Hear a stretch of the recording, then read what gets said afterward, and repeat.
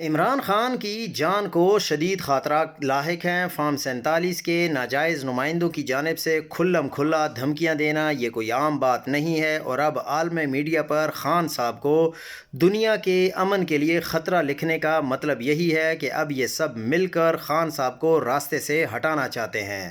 خان صاحب نے ہمیشہ اپنی عوام کا ذکر کیا ہے۔ خان صاحب نے یہی کہا ہے کہ میری آزادی کسی باہر کے ملک سے نہیں بلکہ پاکستان میں ہی ہے۔ اب وقت آ گیا ہے کہ خان صاحب کی زندگی کو محفوظ کرنے کے لیے عملی طور پر کچھ کرنا ضروری ہے۔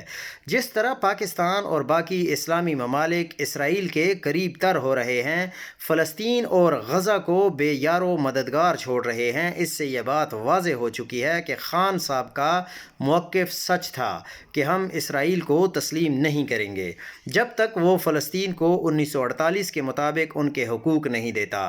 خان صاحب امت مسلمہ کی بقا کی جنگ لڑ رہے تھے، اور جنگ لڑنے کی خاطر آج وہ قید میں ہے۔ میرے پاکستانیوں، وقت تیزی سے نکل رہا ہے۔ وقت کے ساتھ ساتھ اگر یہ عظیم لیڈر بھی ہاتھ سے نکل گیا تو پیچھے پچھتاوے کے علاوہ کچھ نہیں بچے گا، پیچھے رونے کے علاوہ کچھ نہیں بچے گا۔